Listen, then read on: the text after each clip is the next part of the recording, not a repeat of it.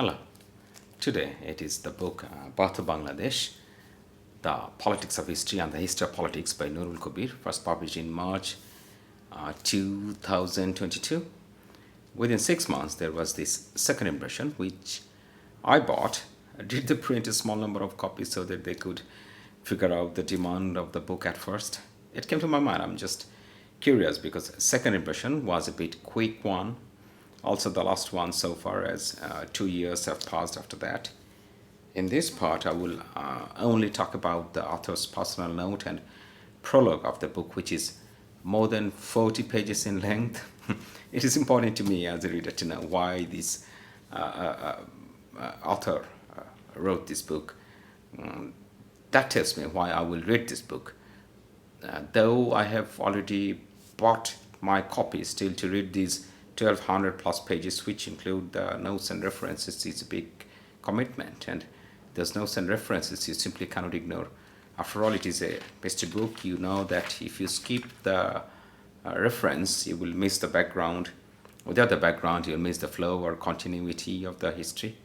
Every time I put away the book to take a break from reading, I had to use two bookmarks. One was at the page I was reading, the other one was at the reference pages. I'm not complaining, it is kind of fun. About the personal note, the author observed in 2014 that there was a propaganda of a group of activists proclaiming to be leftists and centrists against democratic minded intellectuals. As the government was taking some policies and programs, the intellectuals argued those policies to be against the spirit of Bangladesh's independence war, but the propagandists tagged them as anti-liberation foes. Out of responsibility, the author wanted to expose the distorted partisan narratives of those mercenary intellectuals. Now, we hear pocket intellectuals, bought or sold intellectuals, partisan intellectuals, but mercenary intellectualism, very powerful labeling. The word mercenary, as usual, reminds me of soldier working for the highest bidder, soldier of fortune, so to speak. To expose those mercenary intellectuals, the author wrote the essay, Politics of History and History of Politics, on partisan narratives of Bangladesh's liberation war. In the Daily New Age, a Bangladesh-based newspaper where he works as the editor, so similar to the previous book I read called Deposing of a Dictator. Writing that essay made him realize the importance of writing a comprehensive book on Bangladesh movement, and here it is, this book. It took 7 years to write it. I went through several hundred books, no doubt, because one of the books was written by my uncle and I saw it mentioned in the reference. He cross-checked several thousand documents, news reports from Bangladesh and beyond. About the prologue, birth of Bangladesh through a national liberation war, misleading narratives of a leading political event, what I would say is that I'll say whatever I understood from the reading this book. It is kind of a translation from English to English in a layman's language, in a gist or nutshell. I will mention things that seem important or interesting to me as a simple curious reader. To the author Nurul Kabir, this book is a critical study of post-war narratives of Bangladesh, Pakistan and India regarding Bangladesh's independence war. The narratives were customized by all to suit their natural interests. There is a very decisive line the author writes. In Bangladesh, particularly, the mainstream narratives have mostly been plagued with the historiographical approach that is simultaneously classist, partisan, jingoistic, and patriarchal. Well, this enabled especially Army League to eliminate other political parties, the poor people, minority communities, women, so that only they get the bigger pie. This book will show that those others contributed in the war. The people of East Pakistan, or more appropriately East Bengal, played the vital role for the creation of Pakistan in 1947. Ironically, Urdu-speaking Pakistanis attempted within a year in 1948 to make Urdu the only state language. Thus, the rebellion started that climaxed as 1971 liberation war that remains the most significant political event to this day. East Pakistan continued the struggle for democracy and then for the independence from 1948 to 1971. The massacre of the people of East by West forced the East to take up arms, and at one stage when India supported, West Pakistani forces accepted defeat and Bangladesh was born. Bangladesh is also a unique country of South Asia. It became independent through a bloody war, whereas other countries of the region gained independence through negotiations with British colonial power. Another point is the two-nation theory introduced by Vinayak Damodar Savarkar and then reintroduced as a last resort by Muslim League to create two countries, India and Pakistan, for two nations, Hindu and Muslim. It sounds strange, a nation solely based on religious belief. Bangladesh, though Muslim majority like Pakistan, became independent from it, in the process destroying or stripping off the legitimacy of two-nation theory. Also, by default, destroying one-nation theory of Indian nationalism. Only religion cannot be the basis of a nationhood where there are existence of many different factors, language, ethnicity, culture, especially presence of a strong sense of being controlled from a center or a particular point. India and Pakistan both meet all the criteria that a developed and prosperous Bangladesh will only enhance their ethno-linguistic nationalities to achieve their desire to be self-governed or self-ruled. When BJP, RSS, Hindu Mahasabha promotes undivided India, Pakistan and Bangladesh, separatist movements like Kashmir, Khalistan, Tamil Nadu, West Bengal, Karnataka, Manipur can be viewed ranging from prominent to below the surface. Kashmir is fighting for decades. Khalistan movement started in the early 70s, reached its peak and became bloody in the 80s. Even now, from North America and Europe, there are Khalistan movement efforts resulting in diplomatic struggle between India and Canada, or India and USA. Indian northeastern 7 states saw insurgents of different scale for independence. Manipur formed government in exile. Tamil Nadu patronizes Dravidian nationalism against what they say Hindi-based artificial Indian nationalism. West Bengal feel threatened by cultural subversion of Hindi as a language and Bangla. From the center, there is an effort to make India one language-based, one nation state from where economic growth of West Bengal is not supported fully. Even a leader of Karnataka wants federation of states from the existing union of states, seeks greater autonomy, emphasizes on Kannada language. There is also evidence of economic exploitation of southern states of Karnataka, Kerala, Tamil Nadu, Andhra Pradesh, Maharashtra by the north. They are taxed more and get less in return from the north. The center, as BJP, Bharatiya Janata Party, is trying to impose Hindi on others. It is waging a language war. Amit Shah of BJP and also Home Minister of India said it is necessary to have one language which could represent India in the world, and if one language can do the working of uniting the country, then it is the most spoken language, Hindi.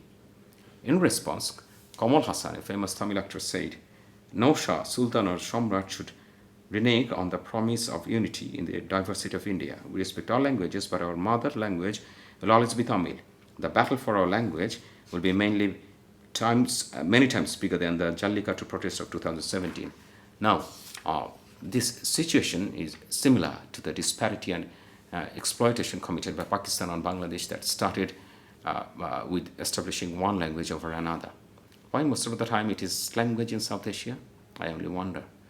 In Pakistan, after Bangladesh, there are Balochistan movement and Hindustan movement who want separate states. Central part of Balochistan was an independent state, and the entire Balochistan became part of Pakistan through Treaty of Annexation in 1948.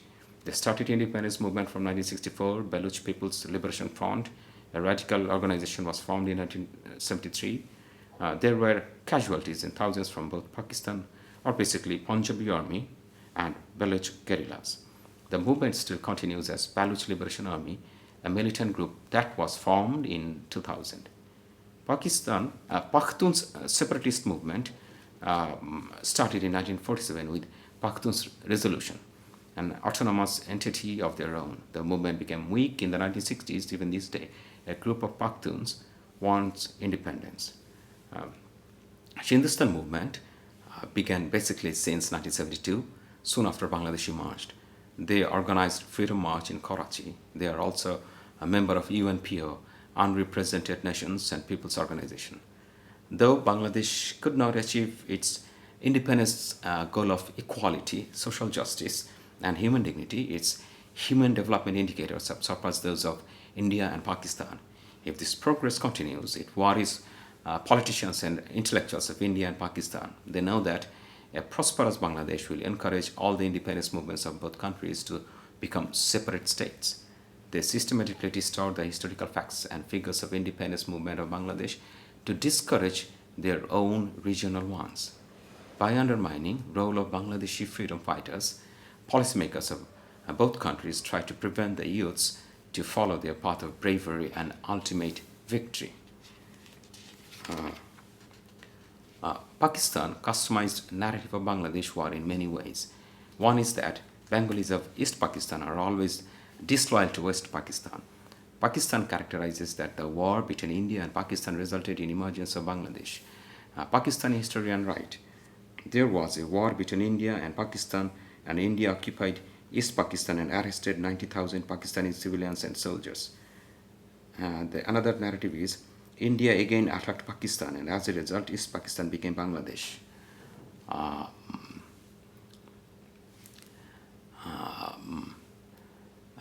They questioned the right to declare Bangla as a state language, though Bengalis were the majority. To some people, not to transfer the power to Sheikh Mujibur Rahman after election was right, since Awami League was breaking up Pakistan by collaborating with Hindu India. Pakistani schoolchildren are not aware that Bengalis started a war of resistance after the genocide of 25th March 1971, that many Bengali students, peasants, workers died to establish democratic and cultural rights. Pakistani textbooks posed a narrative that from the very beginning, India did not like a Muslim state Pakistan. East Pakistani Muslims were influenced by well-off, well-educated Hindus to become anti-Pakistani. On the other hand, some Pakistanis think General Yahya Khan is responsible for the crisis. Again, General Yahya in his 1978 affidavit wrote it was Bhutto, not Mujib, who broke Pakistan. Rauf Horman Ali, West Pakistani general, said Sheikh Mujib did not want to break Pakistan. About the long discussion before genocide of 25th March, he said, the next day arrived Bhutto and everything was destroyed.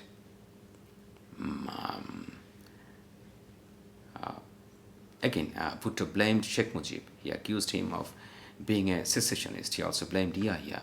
About him, Bhutto said, even to get him to reason was an impossible task. It only made you lose your temper. Everyone is blaming everyone. Blame game at the finest. At one point in 2018, Prime Minister of Pakistan, Imran Ahmed Khaniazi, said, the people of East Pakistan were not given their rights, and this was the main reason behind the creation of Bangladesh. Now, Indian customization of narratives of Bangladesh is the only area where it matches with Pakistan.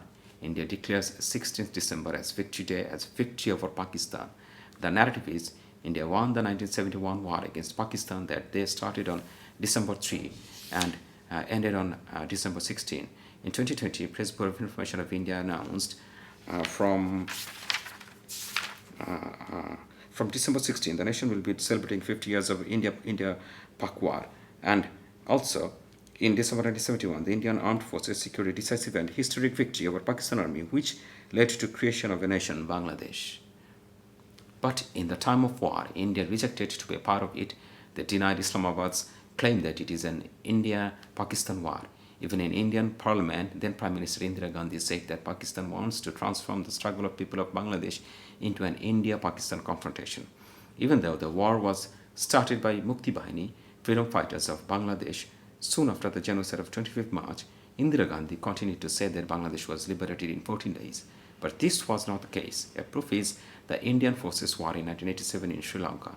At first, the Indian forces fought beside Tamil secessionist forces against Sinhalese, and then changing sides, they fought against Tamil with the Sinhalese. This resulted in a humiliating defeat of Indian forces with the death of almost 1,100 soldiers. Even Prime Minister Rajiv Gandhi was assassinated for that. The Indians were successful in Bangladesh because Mukti Bahini, the freedom fighters, with the help of common people, was destroying and weakening Pakistan military force before December, the time of involvement of Indian military forces. Common people helped Indian forces as an ally. The opposite would have been true if they were teamed intruders like Pakistanis were. Mukti Bahini was killing so many Pakistani soldiers in July and August that they stopped sending body bags back to their relatives in Pakistan. One interesting fact is that Indira Gandhi's claim on India's victory does not match with a secret official circular admitting that mainly people of Bangladesh won the war. This secret circular was also revealed in 2019 by a former diplomat, Shashank Banerjee. But in the 40th anniversary of Bangladesh's victory, Hindustan Times, a Delhi-based daily, says as headline, 1971 war, India's greatest triumph. One thing is mentionable. Major General Khalid Musharraf, one of the sector commanders of Mukti Bahini, said, the Indian army just walked in when we, the Mukti Bahini, had already finished the job. God. Now I think I'm starting to understand what the author means by the politics of history and the history of politics. Now, customization of Bangladesh, war in Bangladesh. War elites, power elites of Bangladesh. By power elites, I mean political elites, intellectual elites, business elites, executives and judicial elites, cultural elites, civil society elites, etc. They deny Pakistani narratives and Indian narratives. A.K. Abdul Momen, very famous or infamous foreign affairs minister, said in 2021 on 50 years of Bangladesh independence, some people have sought to project it as the Indo-Pak war, but the fact is that it was the liberation war of Bangladesh and that it was not a war between India and Pakistan, although India had extended extensive support to Bangladesh in the liberation war. The mainstream history of Bangladesh's struggle for basic democratic rights against West Pakistan, struggle to remove social, cultural, economic disparities, then the mass uprising of 1969, refusal to transfer power to East Pakistan, Pakistani leaders after 1970 election, and then the War of Independence in 1971. The freedom fighters, or Mukti Bahini, fought to death against Pakistani soldiers, and Indian diplomatic and military assistance was imported to gain a swift victory. Now, some historians of Bangladesh don't mention the real reason India supported Bangladesh, which is to weaken Pakistan through breakup. And the other historians mention that India's intention of weaken Pakistan and Bangladesh's intention of liberty from Pakistan was in perfect alignment. Some do not feel comfortable to mention the sacrifices of Indian soldiers, and some do not talk of killing of many unarmed Biharis by Bengalis, but mention how Biharis helped the Pakistanis to kill Bengalis. Awami League, who politically led the independence war, had the ultimate customization. They claimed only they fought for the independence, denying other political parties, mainly those leaning left, who created Bengali national self-consciousness that started to take shape from 1948 in the form of political, economic and cultural movements. Awami League portrayed Sheikh Mujibur Rahman as the only politician who led all political movements from 1947, ignoring Maulana Abdul Hamid Khan Bhashani, who literally took Mujibur Rahman under his wing when he was young. Bangladesh Nationalist Party, BNP, has another type of customization. Their narrative is that Bangladesh's independence started from Ziaur Rahman, the founder of the party. He revolted against Pakistan army, declared independence of Bangladesh. They focused mainly on the combat, ignoring importance of the political and